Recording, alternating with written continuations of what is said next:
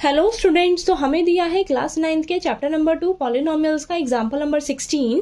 Factorise 4x² plus y² plus z² minus 4xy minus 2yz plus 4xz। तो आपको बेटा इसे फैक्टराइज करना है। ठीक है, तो यहाँ पर देखिए आपकी आइडेंटिटी यूज हो रही है, तो ये वाली, ठीक है, x plus Y plus Z का whole square is equal to this. तो आपको ये जो क्वेश्चन दे रखा है ये इस फॉर्म में दिया है। ठीक है, इस फॉर्म में दिया है। पिछले क्वेश्चंस में हमें क्या करना रहता था, ऐसे क्वेश्चन दिए रहते थे तो आपको इसको एक्सपैंड करके इस फॉर्म में लिखना होता था। ओके, लेकिन इसमें आपको जो क्वेश्चन है इस फॉर्म में दिया है, इसको आपको क्या करना है, फैक्टराइज करके इस फॉर्म में लिखना है। ठीक है, तो कैसे करेंगे ध्यान से समझिएगा।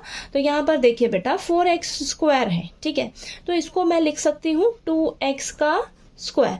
ठीक है, तो बेसिकली आपको क्या करना है, यहां से ना x y z की वैल्यू पता लगानी है। ठीक है, जैसे ही आपको x y z की वैल्यू पता लग जाएगी ना इसमें से, तो आप क्या करोगे, उसको फिर इस फॉर्म में लिख पाओगे। ओके, तो चलिए करते हैं। देखिए 4x² को हम लिख सकते हैं 2x का होल स्क्वायर। ठीक है, इसको आप सॉल्व करोगे तो आपको यही मिलेगा। ओके, अब आपने प्लस माइनस का यहाँ पर बरोबर ध्यान देना है। ठीक है, वो कहाँ से आपको पता लगेगा, यहाँ से। देखिए अब ये आइडेंटिटी अगर आप ध्यान से देखोगे तो ये सारे प्लस के होते हैं। ठीक है, ये सारे प्लस के होते हैं, लेकिन यहाँ पर ये आपका माइनस में है और ये आपका माइनस में है। ठीक है, तो यहाँ पर देखिए आपका जो variable x y z same कौन सा है दोनों में, यहाँ पर भी y है, यहाँ पर भी y है। ठीक है, यहाँ पर भी y है, यहाँ पर भी y है, तो दोनों में y है।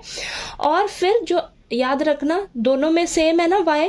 ठीक है, तो यानी कि आपका y जो है ना वो नेगेटिव का होगा। ठीक है, y जो है वो आपका माइनस का होगा बेटा। ठीक है, ठीक, तो यहाँ पर आप जो ये y लोगे ये माइनस का y लोगे। ठीक है, तो माइनस का y का होल स्क्वायर। ठीक है, इसको सॉल्व करोगे तो आपको यही मिलेगा, लेकिन इसका मेन रोल इधर आएगा आपका। ओके, तो यहाँ पर एक चीज का ध्यान रखना, तो यहाँ पर आपने देख लेना है मेरा ये भी माइनस का है, ये भी माइनस का है, तो वेरिएबल देखिए दोनों में सेम कौन सा है, यहाँ पे भी y है, यहाँ पर भी y है, तो आपका y ना नेगेटिव का होगा यहाँ पर। ठीक है, तो माइनस का y का होल स्क्वायर। ये चीज समझ आई मैं क्या कहना चाह रही हूँ। ओके, अब देखिए इसको लिखेंगे हम प्लस का z का स्क्वायर। ठीक है, ये तो इजी था, बस यहाँ पर इस चीज का आपको ध्यान रखना है। ओके, अब ये देखिए प्लस 2 इंटू x कितना है यहाँ पर समझिए 2x है, और y कितना है आपका माइनस का y है। ठीक है, y की जगह क्या है, माइनस का y। इसको सॉल्व करोगे ना आप तो आपको माइनस का 4xy ही मिलेगा। ठीक है, तो यहां से देखिए बेटा आपको x y z पता लग गया एक तरह से। x क्या है मेरा, x क्या है मेरा 2x है, y क्या है मेरा माइनस y है, और z की जगह क्या है, z ही है। ठीक है, तो यहाँ पर देखिए अब ये हो जाएगा आपके पास plus 2 into minus Y into Z. ठीक है, यही सॉल्व करके मिलेगा प्लस 2 इंटू एक्स कितना है 2x, और y z कितना है आपका, z ही है। ओके, ठीक, चलिए अब इसको देखिए इस फॉर्म में हमने लिख लिया पूरा ऐसे। ठीक है, अब देखिए यहाँ से आपको x y और z की वैल्यू पता लग गई ना। x की वैल्यू क्या है 2x है।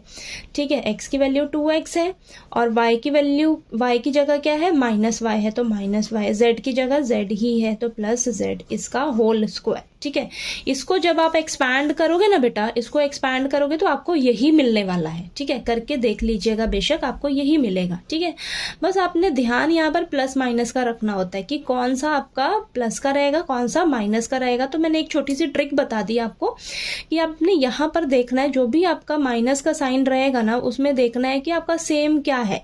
यहाँ पर भी y था, यहाँ पर भी y था, तो मेरा कहीं ना कहीं यहाँ पर ये जो y रहेगा वो नेगेटिव का रहेगा। ठीक है, अब देखिए ये आ गया, इसको हम लिख सकते हैं 2x minus Y plus Z, और ये 2x minus Y plus Z, इसको 2 बार लिख लिया बस। ठीक है, ये मेरा आंसर है। ठीक, समझ आया कैसे किया है। ठीक है, तो चलिए एग्जाम्पल नंबर 17 करेंगे अब हम। ओके।